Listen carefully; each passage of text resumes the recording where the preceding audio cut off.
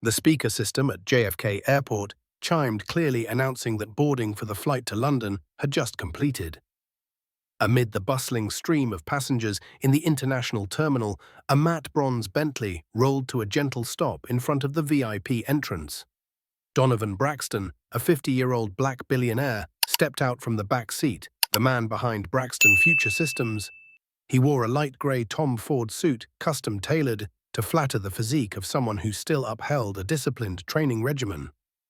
He wasn't flashy. He didn't need to be. "Do you need help with your luggage, Mr. Braxton James?" his loyal personal driver asked. Donovan gave a slight nod. "Just the carry-on. When you're done here, take the rest of the day off. You've earned an afternoon without phone calls." As he stepped into the terminal, Donovan immediately picked up on the familiar cues, a white woman clutching her handbag tightly as he passed a security guard suddenly standing unusually upright and a staff member glancing over at him repeatedly from a distance. But he had grown far too used to those bleak notes in the symphony of his life. Small gestures, subtle noises, he didn't need to react. At the first-class check-in counter, Sandra McKee, a senior employee, whose polite smile never reached her eyes, flushed slightly when she saw Donovan. She didn't recognize who he was. She only saw the color of his skin and the name on his card, Braxton. Regardless flight to San Francisco, 10:15 a.m. "First class," Donovan said politely as he handed over his ID and Regardless Platinum Frequent Flyer card. Sandra smiled thinly, but her eyes were filled with suspicion. "This ticket is certainly special." "How so?" Donovan replied evenly, his tone calm but firm. "This is a premium area. First-class tickets. Not everyone gets to buy one." How Sandra emphasized everyone caused a few passengers nearby to glance over. Donovan stood tall. "Membership card, payment card, valid ID. I believe I qualify." Sandra smiled and whispered to a nearby security officer, "Could you take a look at this situation for me?" As all eyes slowly turned toward him, a young woman across the terminal blinked as she recognized Donovan. Her name was Tarek Benson, an IT intern at Regardless. She couldn't believe how they were treating the founder of the AI infrastructure currently powering the entire Regardless aviation system. Donovan quietly brushed aside the judgmental stares. When the security guard asked, "Is there a problem, sir?" Donovan responded coolly, "No. I need to make a call." He pulled out his phone, enabled triple-layer security, and entered a code. "Braxton here. Activate Protocol Falcon full-spectrum surveillance. Silence is over. Now the system will speak." The glass doors slid open automatically as he entered the first-class check-in area of Grand Liberty International Airport. Soft golden light from the lofty dome above poured onto the marble floor, creating a luxurious and distant atmosphere. Dressed in a dark grey bespoke Brioni suit, a rare Patek Philippe watch glinting at his wrist, he walked with the composure of someone who had nothing to prove because everything about him already said it. That man's name was Desmond R. Vance. I am 50, a self-made billionaire and the founder of Orion Systems, a tech conglomerate behind the most advanced cybersecurity and AI networks, protecting governments, hospitals, and American airspace. But here at this moment, no one has called him Mr. Vance. They only saw a black traveler and instantly categorized him by the color of his skin. The young woman at the counter, Erica, was professional and warm smiling as he handed her his ID and Platinum Elite card. But the older woman standing beside her, marked by a name tag that read Deborah Whitmore, merely cast him a glance before scanning him from head to toe with a cold, calculating gaze. "Are you sure this is first class?" she asked, loud enough to attract attention from nearby guests. Her suspicion was far from subtle. Erica turned her head slightly hesitating. Desmond kept his polite smile. "I'm certain. I'm Desmond Vance, and I booked the ticket 3 weeks ago." Deborah frowned as she checked the system. Her lips tightened and her fingers slammed the keys with unnamed frustration. "Business trip?" she asked, stressing the word "you" strangely deliberately. "Always business," he replied, eyes steady. "Oh, I suppose you're in the music industry." A man nearby chuckled under his breath. A white woman at the next counter pressed her lips together, trying not to laugh. At that moment, Erica stepped in just in time, handing him his pre-printed boarding pass with a strained smile. Have a pleasant flight, Mr. Vance. Desmond nodded and accepted the pass, but he didn't miss Deborah's look as if she was still waiting for a single misstep to eject him from a space she considered belonging to someone else. And then it happened quickly.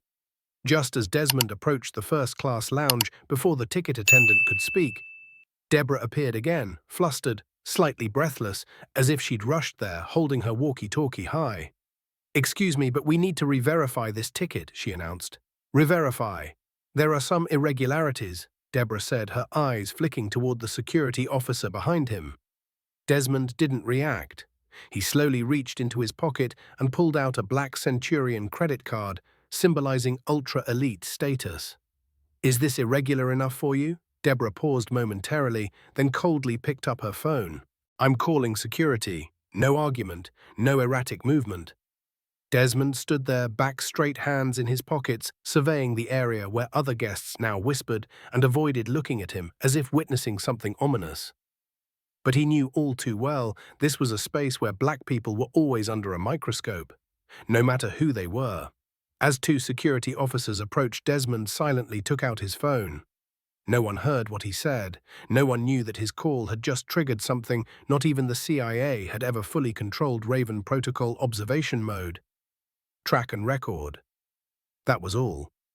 And the systems of Regardless Airways began their countdown.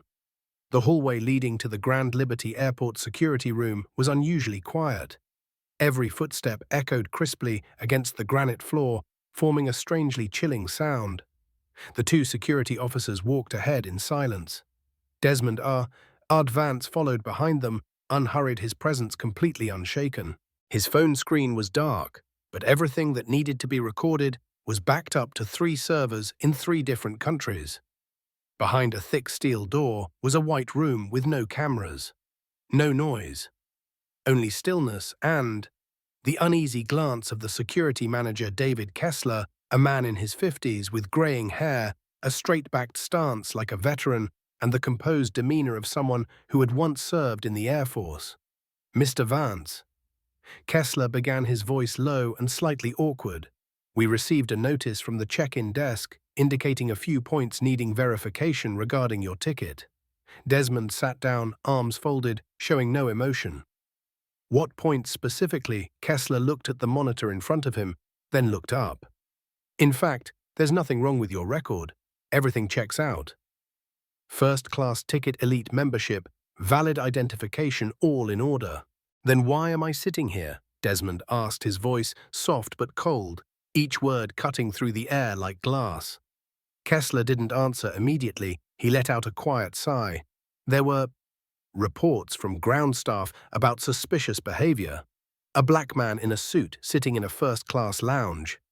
That's suspicious behavior. Desmond narrowed his eyes. Silence. "There's nothing suspicious," Mr. Vance, Kessler finally admitted. "I know who you are. And to be honest, this should never have happened." Desmond stared at him intently. Never should have happened. But it did. And it will continue to happen. Not to me, but to thousands of others who don't have a protective network, who don't have power, and who don't have the means to defend themselves. Kessler didn't argue, because he knew Desmond was right. "Thank you for your cooperation. I'll personally escort you back to the lounge." Desmond stood, nodded slightly, but didn't follow right away. Instead, he took out his phone, unlocked it via voice command. Just 4 words. "Raven, deploy phase 2. No alert sound, no screen flash. But elsewhere, nearly 4,000 miles away, a series of servers began to activate.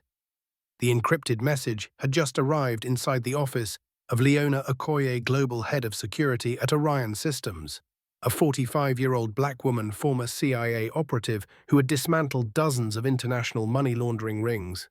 She spoke just 3 words into her headset, confirmed, "Move now." At that exact moment, in the Data Operations Center at Grand Liberty Airport, the internal system of Regardless Airways, the airline that operated the lounge where Deborah Whitmore worked, began displaying a series of small but persistent alerts. Reservation validation process, intermittent failure. Payment interface, delayed response. Loyalty program system, temporarily frozen. No one in the technical team understood what was happening, but all the warnings had begun within just 1 hour of Desmond R. Vance being escorted from the lounge. Back in the lounge, Desmond walked past Deborah. She stood still, but her eyes, the tight line of her lips, nothing could hide her lingering doubt. "You're back?" she asked, trying to keep a neutral tone. "Will there be another background check this time?" Desmond replied, a faint smile crossing his face. She didn't respond. Desmond walked straight into the lounge, but just before passing through the glass doors, he paused, turned back to her. "There are cracks so small people think they don't exist. But the whole system collapses when they hit the right place and at the right time." Then he turned away, leaving behind a warning, disguised as a farewell. In a small intern room on the B2 level of Grand Liberty Airport, 22-year-old Marcus Bell was tidying up paperwork when his phone buzzed. A message had just come in from a close friend working in the IT department. "Bro, big deal just dropped. Heard Desmond R. Vance was escorted out of the first-class lounge." Marcus froze. That name couldn't be mistaken. No one in the tech world, especially not black professionals, could be unaware of Desmond R. Vance. Billionaire, founder of Orion Systems, the company that had redefined how the world processed aviation data. And now, he was removed from a first-class lounge at an airport running software built by his own company. Marcus frowned, pulled his chair closer, and opened the internal system dashboard he had limited access to as an intern. Within just 15 seconds, he saw a flurry of high-level system access from unidentified sources. Error reports began at 10:04 a.m. when his friend texted. And the first internal account to be interrupted belonged to Deborah Whitmore, the morning shift manager at the Regalis Airways check-in desk. "Damn," Marcus whispered. "They messed with the wrong guy." On another floor, Deborah stood frozen before her computer, which was now displaying a series of system errors. "I can't log in," she roared to Erica, the front desk attendant. Erica approached and checked. "Your account was temporarily locked after 2 consecutive failed two-step verification attempts. I didn't enter the wrong password." Erica remained quiet, but something in her eyes had changed from suspicion to realization. "Maybe the system's running a security audit," she said calmly. Deborah turned away, clearly unsettled, but as she entered the break room, her phone buzzed with a notification from Regalis HR. "We are currently reviewing this morning's interaction with the passenger. All related communications must be fully reported." Outside, amid the busy crowds, Desmond stepped into a waiting black SUV with no security escort. No noise. But the black driver, wearing a discreet earpiece, was one of Leona Okoye's most trusted aides. As the car door closed, a small screen lit up with the Orion Systems logo. A short message appeared on the screen: "Movement initiated." Deborah Whitmore flagged. "System errors are widespread. The foundation has cracked." Desmond nodded slightly. No expression, but anyone looking into his eyes at that moment would know a storm was coming. Not because he had been insulted, but because a system that had grown used to dismissing people like him was now about to face justice. At the central office of Regalis Airways, headquartered in Chicago, CEO Charles Whitford was reading an internal bulletin when he received a call from the PR department. "You need to see this video," the voice on the line said, tense. The screen lit up with a short clip. Desmond, being escorted from the lounge, composed his eyes cold. An intern, Marcus, was watching silently, holding his phone as if recording. Charles frowned. "Send me the clip, and find out who that man is. Now." There was only silence on the other end.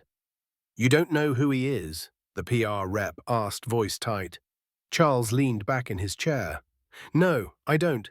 What's his name?" "Desmond R. Vance, sir." The room fell into absolute silence. Charles Whitford placed his glass of whiskey on the table in a conference room at Regalis Airways headquarters, draped in thick curtains and softly lit. The clink of glass against wood rang out cold and sharp. "We're talking about a passenger, aren't we?" he said, enunciating each word. "A passenger was escorted from the lounge due to suspicion. This isn't a national scandal.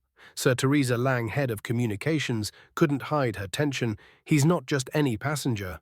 That's Desmond R. Vance, billionaire, founder of Orion Systems, the system running most of the operations at Grand Liberty Airport, including ours. Charles sat still. His gaze was unshaken, but his fingers tapping against the chair arm quickened. So what? Every company has a system. Every rich man has an ego. Get PR to write a public apology, blame it on a procedural misunderstanding. The story will pass. Not this time, Teresa said quietly. We discovered system errors began when Mr. Vance was removed from the lounge, booking baggage handling and premium client verification systems. And worse, these glitches only appeared on Regardless's most elite flight routes. A long silence swallowed the room.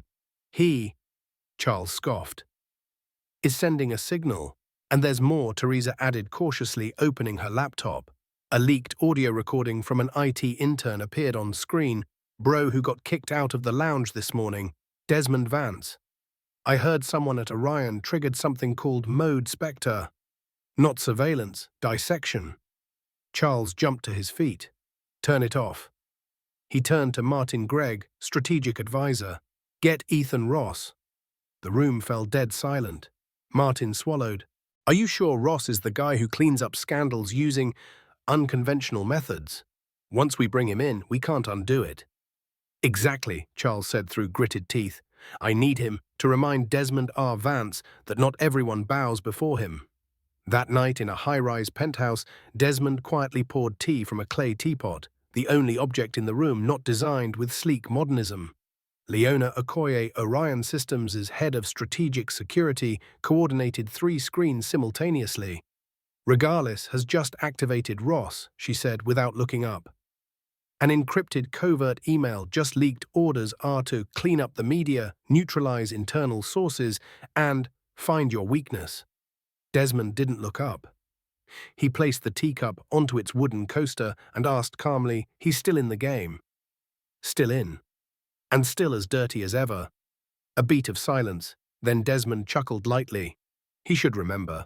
In 2001, in Detroit, who pulled him out of that little game with the Borax Media Group. Leona nodded. I remember. But Ross isn't someone who remembers favors. He only remembers power, whichever wields more of it. Desmond rose and walked to the floor-to-ceiling window, gazing at the city's sparkling lights. Then let him serve me one more time. This time, he won't even know it. Meanwhile, at Grand Liberty Airport, Marcus Bell sat alone in the aging operations room, unaware his phone was now under surveillance. An AI system developed by Orion Systems had just flagged him as a Tier 3 proximate contact. Activation possible. Next to his name, Erica Ruiz, the receptionist who witnessed Desmond's removal, also appeared on the list. Notes read, expressed dissatisfaction with management, confirmed passenger identity, potential ethical node within internal structure. As night settled, lines of code flowed silently in the deepest level of Orion Systems headquarters. Regardless's systems continued to operate, but no one knew that. The operational history of the past 10 years was being covertly backed up. Hidden transactions, internal emails, termination records of black employees. An entire empire was being dissected layer by layer. 10 a.m., Regardless headquarters, Manhattan. The special conference room door swung open. Ethan Ross entered without announcement. He needed no greeting, no pleasantries, only the cold presence of a man who had erased 3 CEOs in 8 weeks without a single leaked email. Bring me everything you have on Desmond R. Vance, Ethan ordered, his steel-gray eyes scanning the room. Charles Whitford rose from his chair, leaning slightly as if to remind Ross he was addressing the chairman of Regardless. But Ethan said one thing that silenced the room. If you want to survive this crisis, start listening to me, like you owe me your life. 2 hours later, in a small internal office at Grand Liberty Airport, Marcus Bell, a mid-level operations coordinator, was summoned to an internal review meeting. Inside was Lisa Cheng, Regardless's new representative, borrowed from Ethan Ross's crisis response team. She closed the door very slowly, quietly, deliberately, as if each click was a verdict. Mr. Bell, she began, within the past 72 hours, your internal account accessed VIP client records, including those of Mr. Desmond R. Vance. Why? Marcus blinked. I was reviewing boarding pass data after error reports came in. His name was falsely flagged. I reported it. Lisa smiled faintly without warmth, and after that you sent something to the internal address bridge.xxorion.systems. That domain is not part of Regalis. Marcus froze. They knew. I just forwarded a system log. I didn't know it was an external address. Honestly. Lisa tilted her head. Are you sure? Do you realize that sharing passenger data outside the system is a federal offense, punishable by up to 5 years in prison? She slid a document across the table. A non-disclosure agreement. With one condition, sign here. From now on, all information you have about Desmond Vance will be reported directly to us. If you don't sign, I won't stop federal investigators. Marcus looked at the paper, then at Lisa. Finally, he lowered his head. His hand trembled as he signed. But he didn't know the small watch on his wrist, a gift from Orion Systems to internal staff 6 months ago, had just recorded the entire conversation. Elsewhere in the airport, Erica Ruiz received an anonymous text message. Be careful, they're coming for you, and they'll make you choose between honor and career. She hadn't even typed a reply when a knock came at the door. A man with brown hair and a crisp, wrinkle-free white shirt introduced himself, Michael Farrow, internal compliance representative. We need your assistance clarifying how frontline staff conduct business with VIP clients. It'll only take 15 minutes. Erica said nothing. She nodded. She was ready. She knew she was being watched. And she also knew the one watching from afar wasn't Ross, but Desmond. That evening, Leona Okoye opened a real-time analytics dashboard in an underground meeting room that was absent from Orion Systems' architectural plans. Ross is hitting every pressure point, but he doesn't know we've embedded watches access cards and GPS trackers in all mid-level Regalis personnel. She paused at a new graph. Calls from Ethan Ross to his media cleanup team were automatically routed through Orion's Zurich server, where data privacy laws blocked all non-court authorized interception. Desmond sipped his tea, then smiled. The wolf thinks it's hunting, but really, it's walking through a forest laced with optical traps.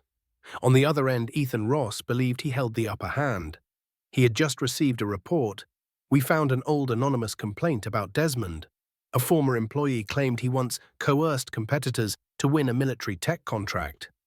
No evidence, but enough to plant suspicion. Ross smirked. Perfect. The public doesn't need proof, just doubt. What he didn't know, the complainant, was a plant embedded by Orion, and the allegation crafted using voice-mimicking AI with 97% accuracy was about to be reverse-leaked to expose Regalis's PR team. At the end of that segment, Desmond called Leona and said one sentence, "Activate Morpheus Protocol." They chose a dirty game. Now it's our turn to show them what justice with intelligence looks like. 6:00 a.m. Internal communication systems at Regalis Airways began to emit unusual signals. Every computer screen lit up with a cold, untraceable message. This is only the beginning. Morpheus Protocol. No one knew where it came from, no one could locate the source file, and most critically, no one dared to say it out loud. They were being watched. At Orion Systems Operations Center, Leona Okoye tracked the cascading effects of that first digital strike. We don't need to breach their security systems, she said, her eyes as sharp as a blade. Just plant a single seed of doubt in the right place, and the machine panics. Ross crushes his opponents with power. We dismantle entire systems with information. She pointed at the IoT network map, printers, cameras, and LED displays, which were now flashing the phrase Morpheus Protocol. These weren't things an ordinary hacker could access.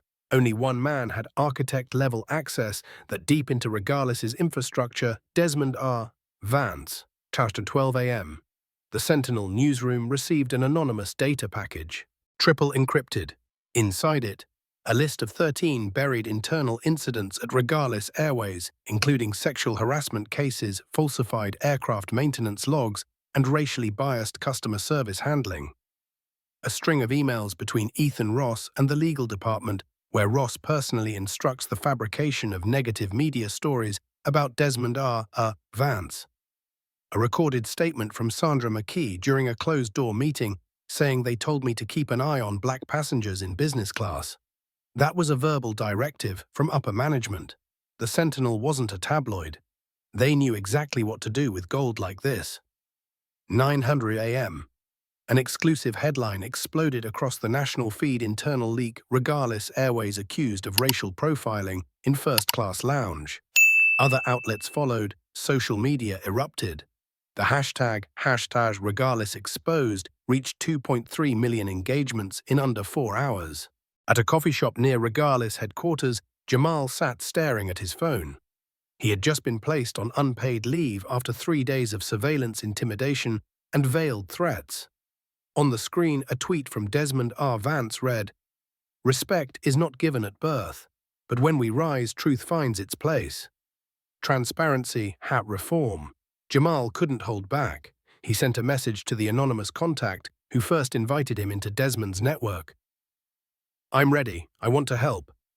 The reply came in just 3 words. "Keep your phone close." At the Regardless office in Chicago, Erica Ruiz was interrogated for the 3rd time in 2 days. Ethan Ross had sent a new soft interrogation specialist to coerce her into signing a silence agreement. She looked at the document. Then there was the man across from her. "I was just a receptionist. I've heard what they say about passengers who don't look like the others. And now you want me to stay quiet to keep a job?" She stood up. "Thanks, but I'll choose right over safe." Before the man could respond, the monitor on the desk blinked. An emergency boardroom meeting request had just been triggered. Across the country, in an unmarked office, Desmond and Leona watched it all unfold. Leaked documents, timed releases, and witness protections like Jamal and Erica were now publicly supported by attorneys from the Orion Justice Foundation. This is when Ross finally understands. Desmond said quietly that an empire built on fear doesn't require bullets to collapse. National news broke into scheduled programming. The legal team representing Black CEO Desmond R. Vance has officially filed a civil suit against Regardless Airways, alleging racial discrimination, civil rights violations, and willful cover-ups of internal misconduct. 9:00 a.m. Executive Boardroom, 40th floor, Regardless Airways. Once a fortress for crisis control, now an echo chamber of unraveling power. Charles Whitford was no longer seated at the head of the table. Ethan Ross, the infamous cleanup man, was now the one under scrutiny. On the main screen, headlines flashed from major outlets. SEC launches full investigation into Regardless Airways. Leaked emails show Regardless CEO approved falsification of maintenance records. Whistleblower reveals silent racial bias system in first-class cabin. CFO Martin Reynolds stood up, slamming a stack of papers on the table. Here's a list of employees Ethan Ross or Sandra McKee threatened in the last 2 years. At least 4 of these cases ended in depression or resignation. Ross kept a straight face, but he knew the power map was shifting. At that exact moment, Desmond R. Vance was preparing for a live national interview at Washington Broadcasting Hall. Backstage, his assistant handed him a small note. "Leona has activated the final node." Desmond nodded once, then stepped onto the stage. "I don't speak for all black people. I speak for one man who was humiliated, diminished, and dragged out of first class because of a single look. And today, I don't speak because I'm famous. I speak because I've prepared long enough not to have to scream." The auditorium fell silent. Behind him, a screen lit up with the emblem of the Orion Transparency Initiative. Simultaneously, in a secured cyber control room in San Jose, Leona Okoye pressed the final button in a meticulously coded sequence: Morpheus Protocol. Phase 3 engaged.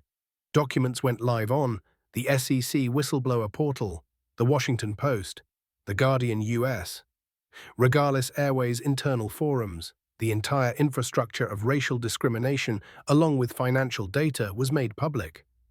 Worse for Regardless, Ethan Ross's email was decrypted, exposing his orchestration of at least 3 disinformation campaigns. One targeting a black female pilot, coercing her out of the flight team. Regardless Airways shares plummeted on the stock exchange. Over 42% of the value was lost in under 6 hours. Employees across departments sent mass emails demanding executive purges, many outright refusing to cooperate with Ethan Ross. The interim CEO was forced to hold an emergency press conference.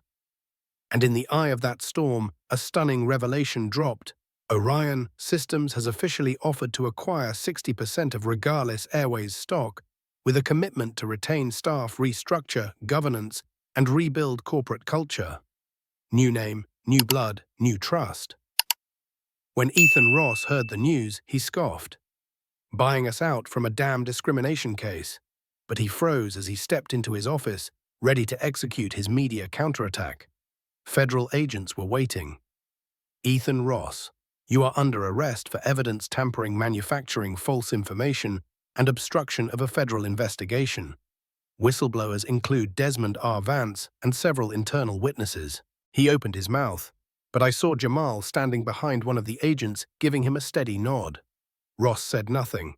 By day's end, the Senate Transportation Committee called for an emergency hearing. When power ignores the law, a moral indictment of Regalis Airways. Desmond R. Vance was the first to testify. Behind him stood Erica Jamal, Victor Grant, and dozens of former employees silenced in the past. When Desmond finished, the entire chamber rose to its feet in applause. Not because he was a billionaire, but because he refused to let success erase the need for justice.